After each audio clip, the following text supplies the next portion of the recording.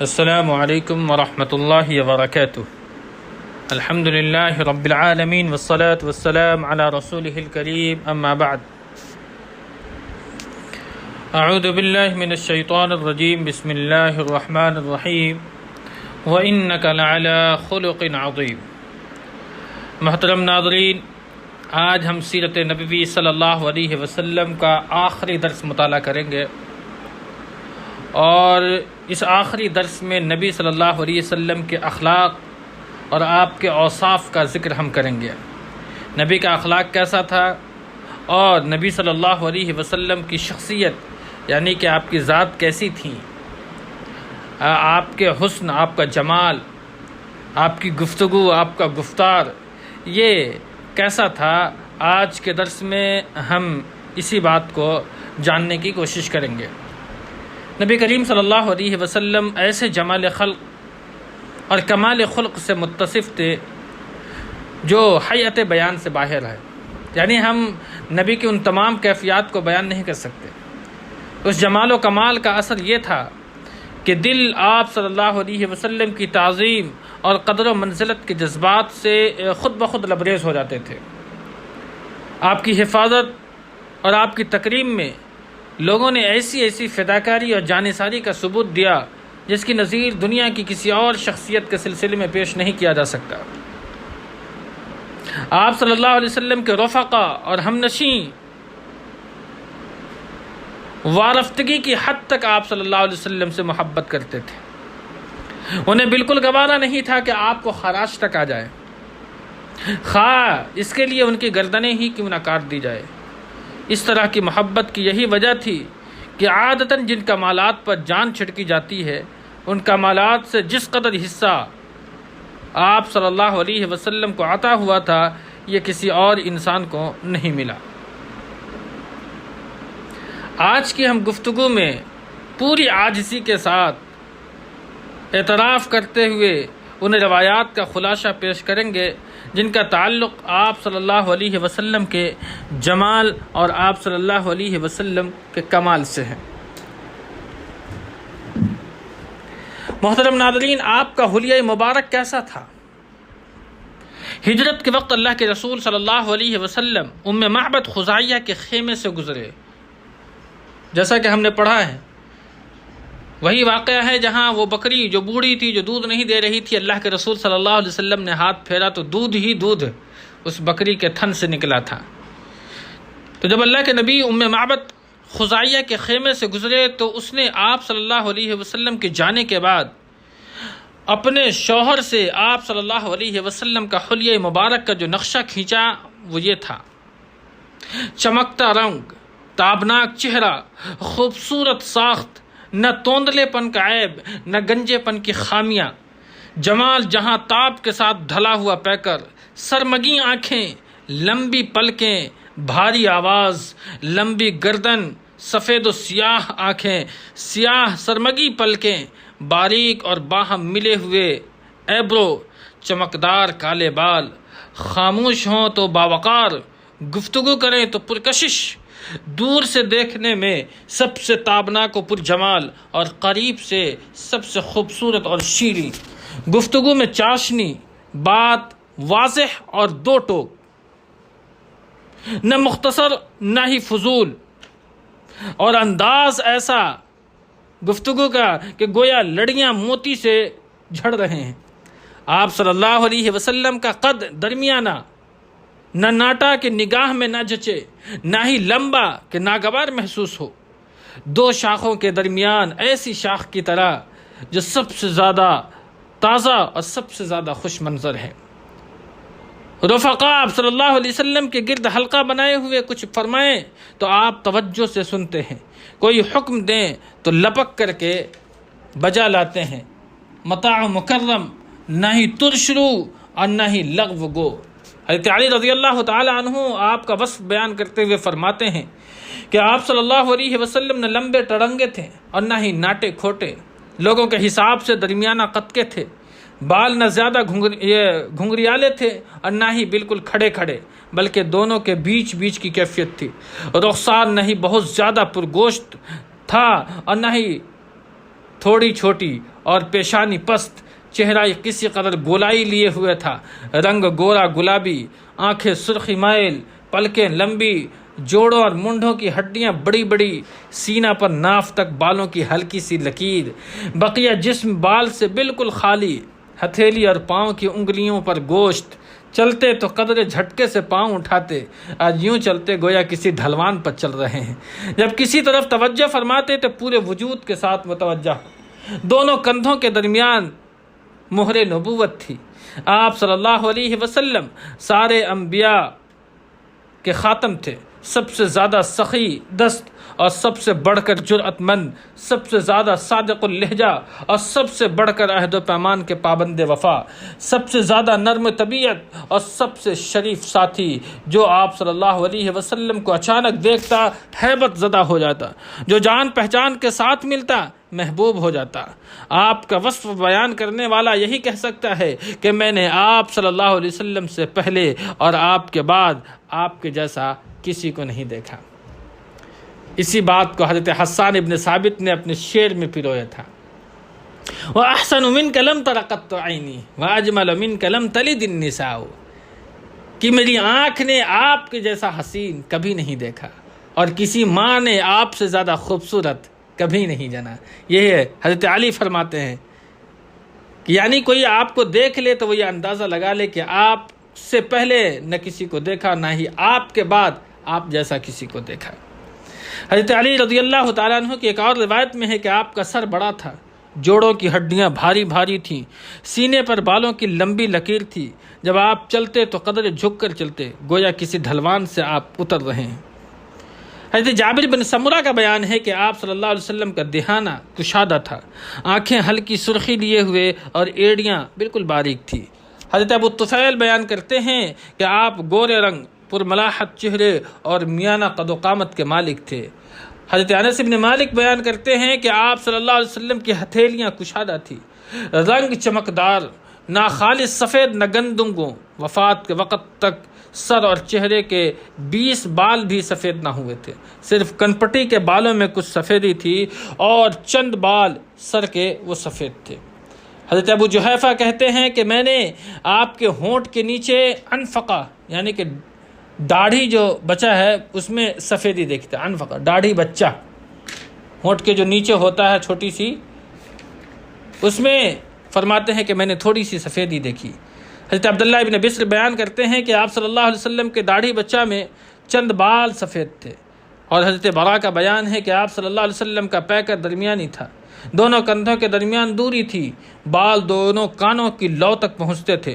میں نے آپ صلی اللہ علیہ وسلم کو سرخ جوڑا زیب تن کیے ہوئے دیکھا، کبھی کوئی چیز آپ صلی اللہ علیہ وسلم سے زیادہ خوبصورت نہیں دیکھی تھی۔ پہلے آپ صلی اللہ علیہ وسلم اہل کتاب کی موافقت پسند کرتے تھے، اس لیے بال میں کنگھی کرتے تو مانگ نہ نکالتے، لیکن بعد میں آپ مانگ نکالا کرتے تھے۔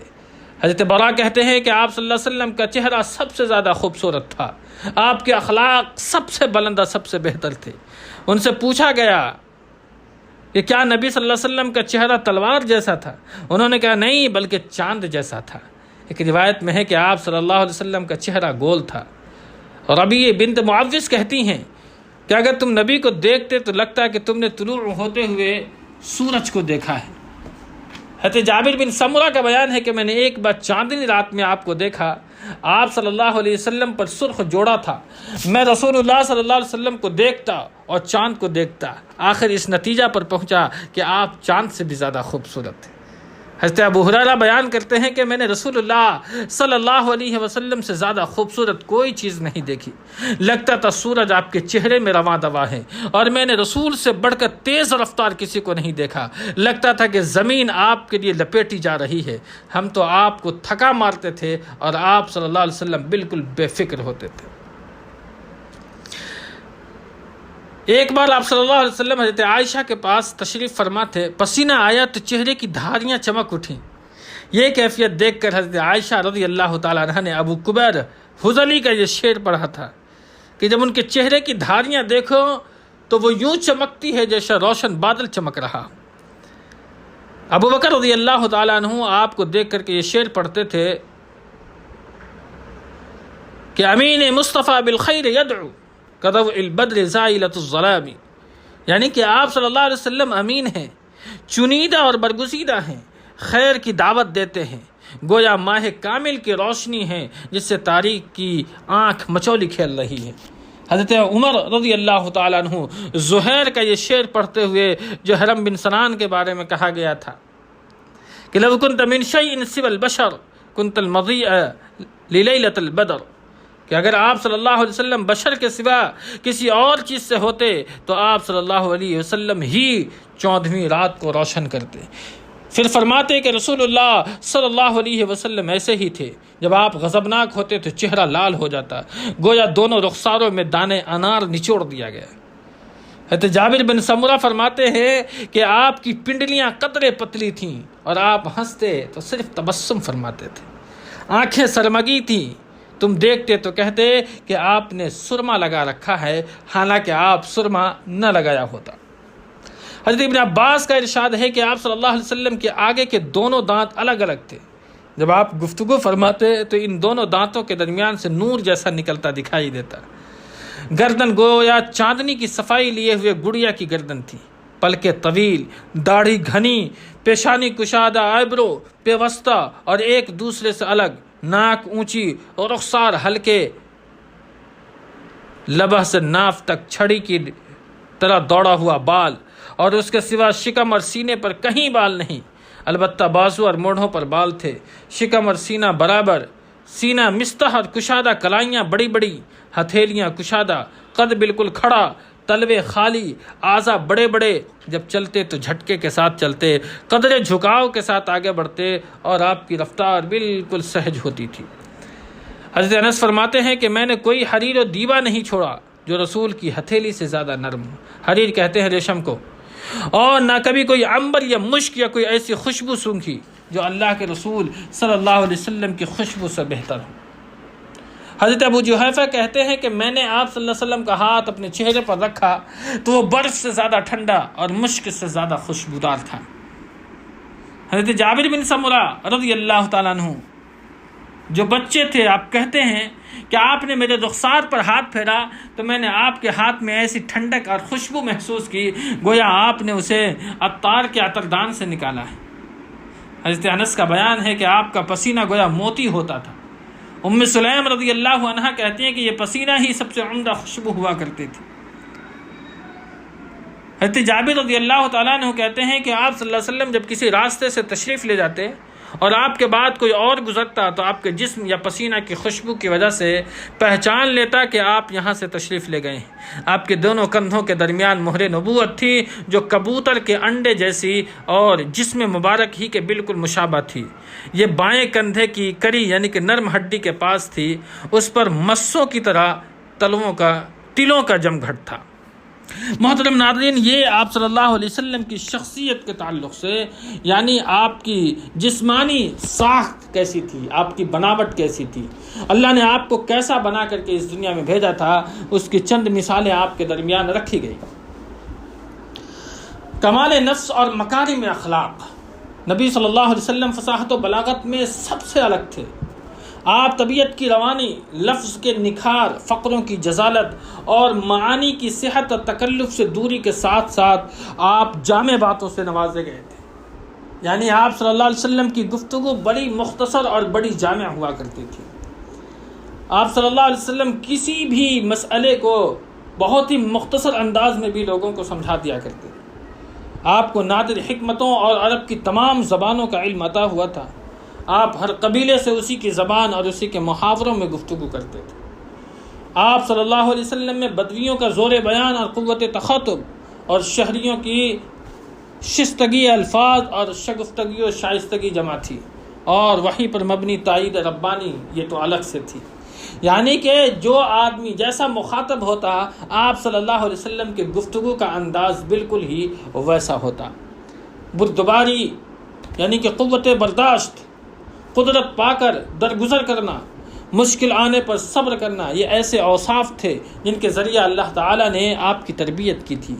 ہر حلیم و بردبار کی کوئی نہ کوئی لغزش اور کوئی نہ کوئی زبان کی بے احتیاطی جانی جاتی ہے، مگر نبی کی بلندی کردار کا عالم یہ تھا کہ آپ صلی اللہ علیہ وسلم کے خلاف دشمنوں کی ایذا رسانی اور بدماشوں کی خودسری و زیادتی جس قدر بڑھتی گئی، آپ کے صبر کے اندر، آپ کے حلم کے اندر اسی قدر اضافہ ہوتا چلا گیا۔ حضرت عائشہ رضی اللہ عنہا فرماتی ہے کہ نبی صلی اللہ علیہ وسلم کو جب بھی دو کاموں کے درمیان اختیار دیا جاتا تو آپ وہ کام اختیار فرماتے جو بالکل سہل یعنی کہ آسان ہوتا تھا، جب تک کہ وہ گناہ کا کام نہ ہوتا۔ اگر گناہ کا کام ہوتا تو آپ سب سے بڑھ کر اس سے دور رہتے۔ آپ نے کبھی اپنے نفس کے لیے، اپنی ذات کے لیے کسی سے بدلہ نہیں لیا۔ البتہ اگر اللہ کی حرمت کہیں پہ چاک کی جاتی تو پھر آپ صلی اللہ علیہ وسلم اللہ کے لیے انتقام لیا کرتے تھے۔ آپ سب سے بڑھ کر کے غرض و غضب سے دور تھے، سب سے جلد راضی ہو جانے والے تھے۔ جود و کرم کا ایسا وصف تھا کہ اس کا اندازہ ہی نہیں کیا جا سکتا۔ آپ اس شخص کی طرح بخشش و نوازش فرماتے تھے جسے فقر کا اندیشہ ہی نہ ہو۔ ابن عباس کا بیان ہے کہ نبی صلی اللہ علیہ وسلم سب سے بڑھ کر کے سخاوت کرنے والے تھے، اور آپ کا دریائے سخاوت رمضان میں اس وقت زیادہ جوش پر ہوتا جب حضرت جبریل علیہ السلام آپ سے ملاقات فرماتے، اور حضرت جبریل رمضان میں آپ سے ہر رات ملاقات فرماتے اور قرآن کا دور کراتے تھے۔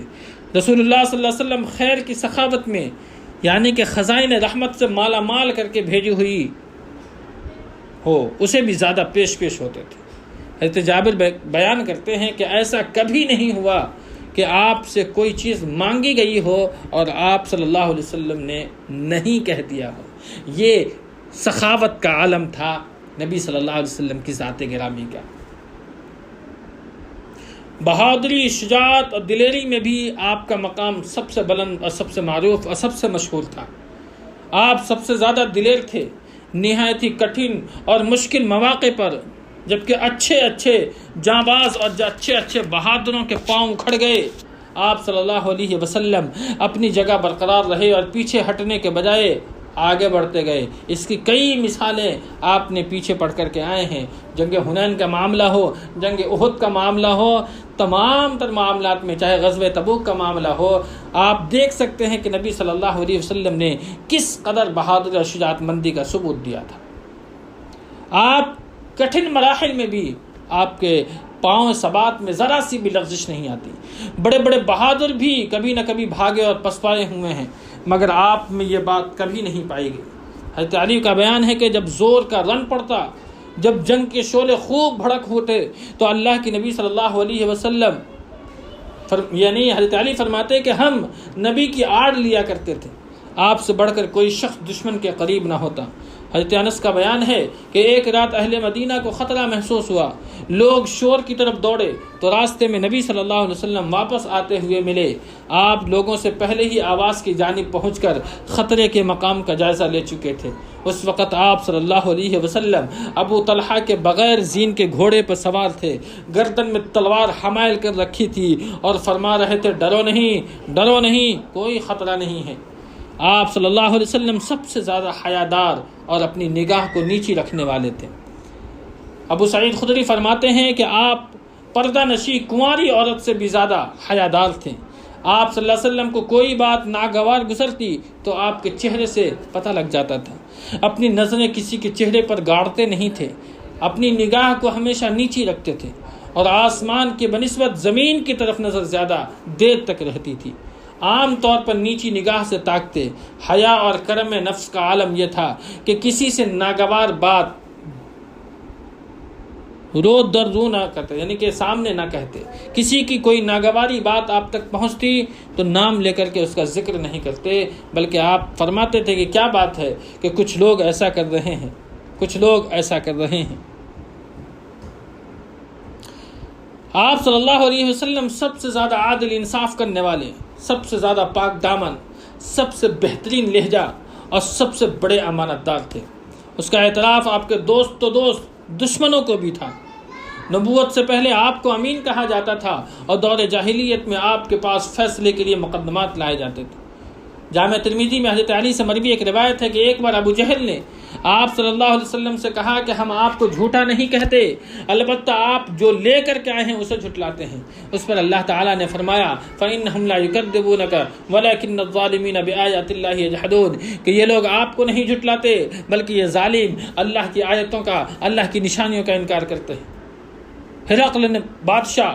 ابو سفیان سے پوچھا کیا، ہرقل نے ابو سفیان سے دریافت کیا کہ کیا اس نبی صلی اللہ علیہ وسلم نے جو بات کہی ہے اس کے کہنے سے پہلے تم لوگ ان پر جھوٹ کا الزام لگاتے تھے؟ ابو سفیان نے جواب دیا کہ نہیں، آپ سب سے زیادہ متواضع اور تکبر سے بالکل دور تھے۔ جس طرح بادشاہوں کے لیے ان کے خدام و حاشیہ بردار کھڑے رہتے ہیں، اسی طرح اپنے لیے آپ صلی اللہ علیہ وسلم صحابہ کرام کے کھڑے ہونے سے منع کرتے تھے۔ آپ مسکینوں کی عیادت کرتے تھے، مریضوں کی عیادت کرتے تھے، فقراء کے ساتھ اٹھتے بیٹھتے تھے، غلام کی دعوت منظور فرماتے تھے، صحابہ میں کسی امتیاز کے بغیر ایک عام آدمی کی طرح بیٹھتے تھے۔ حضرت عائشہ فرماتی ہیں کہ آپ اپنے جوتے خود ٹانگتے تھے، آپ اپنے کپڑے خود سی لیتے تھے اور اپنے ہاتھ سے اس طرح کام کرتے جیسے تم میں سے کوئی آدمی اپنے گھر کے کام کاج کرتا ہے۔ آپ بھی انسانوں میں سے ایک انسان تھے، اپنے کپڑے خود ہی دیکھتے کہ کہیں اس میں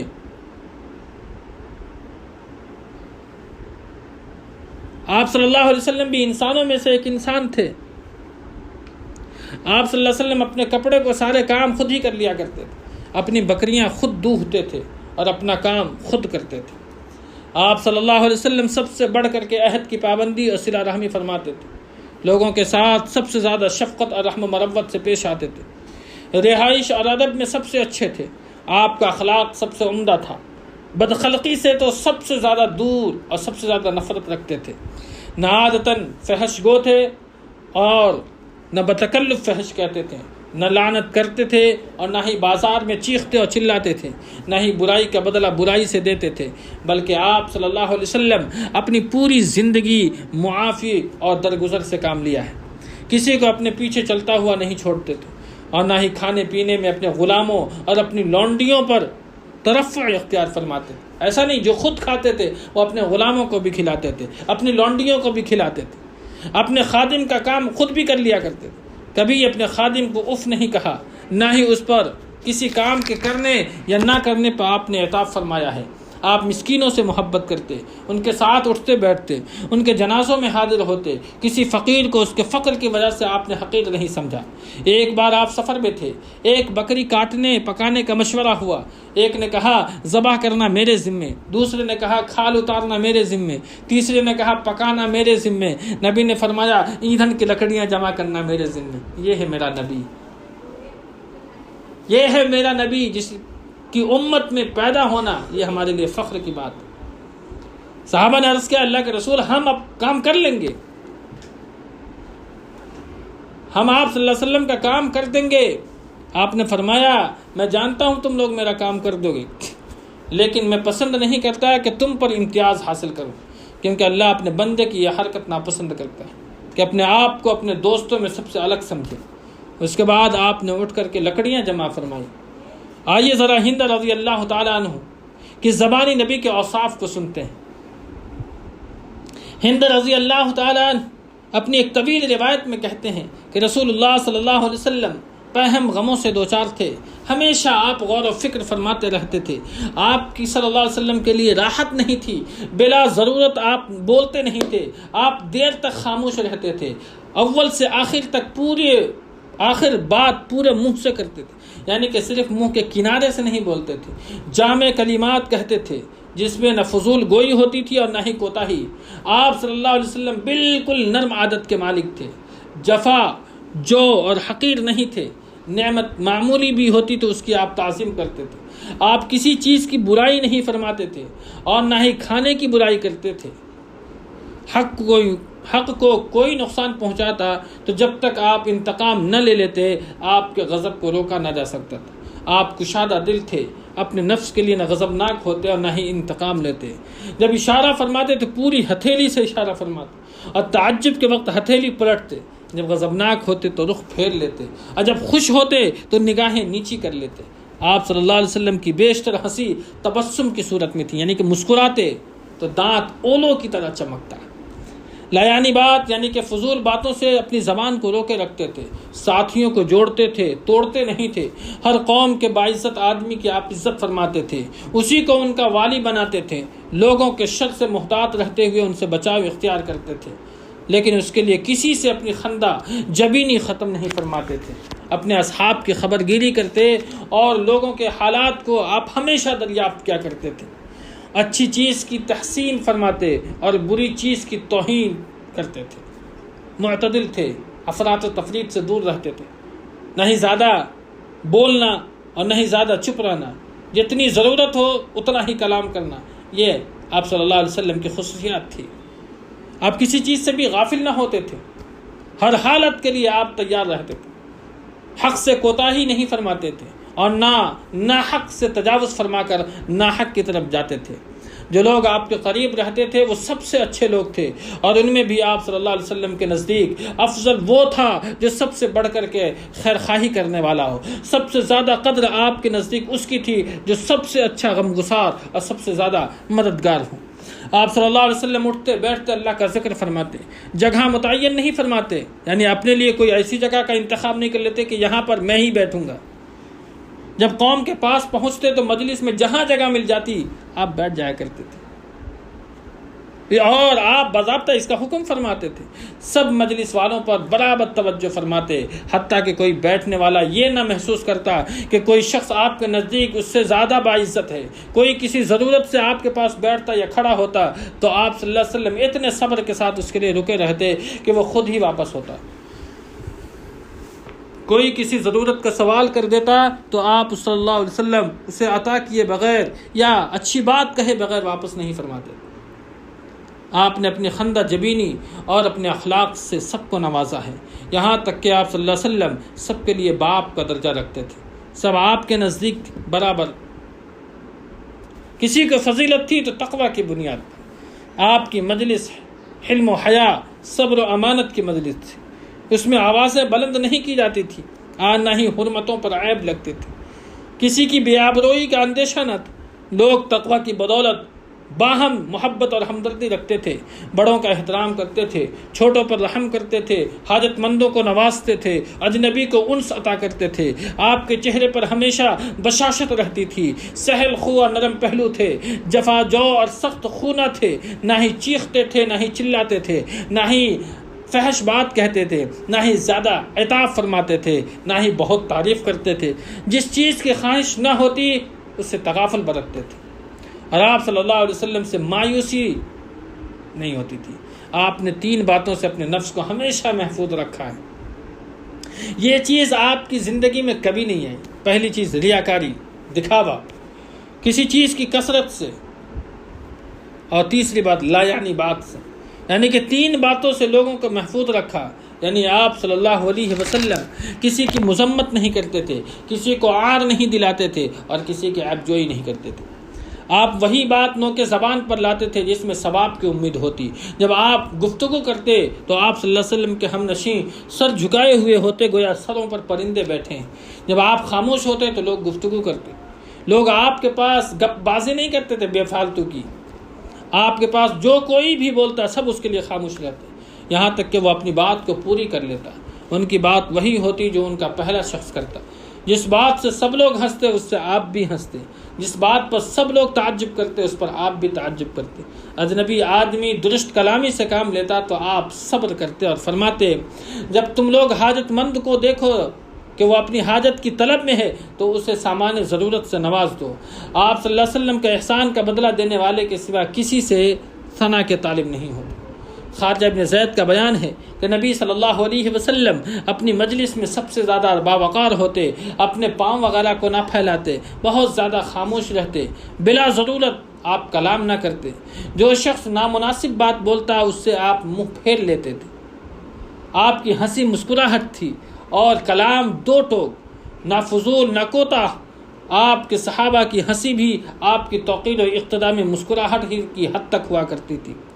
حاصل کلام یہ ہے محترم ناظرین کہ نبی کریم صلی اللہ علیہ وسلم بے نظیر صفات کمال سے آراستہ تھے۔ آپ صلی اللہ علیہ وسلم کہ رب نے آپ کو بے نظیر ادب سے نوازا تھا۔ حتیٰ کہ اس نے خود ہی آپ صلی اللہ علیہ وسلم کی تعریف میں فرمایا تھا وَإِنَّكَ لَعَلَىٰ خُلُقٍ عَظِيمٍ، یقیناً آپ عظیم اخلاق پر ہیں۔ اور یہ ایسی خوبیاں تھیں جن کی وجہ سے لوگ آپ کی طرف کھینچے چلے آتے تھے، دلوں میں آپ کی محبت بیٹھ گئی۔ آپ صلی اللہ علیہ وسلم کو قیادت کا وہ مقام حاصل ہوا کہ آپ صلی اللہ علیہ وسلم پر وارفتہ ہو گئے۔ انہی خوبیوں کے سبب آپ کی قوم کی اکڑ، سختی، یہ نرمی کے اندر تبدیل ہو گئی، یہاں تک کہ یہ اللہ کے دین میں فوج در فوج داخل ہو گئی۔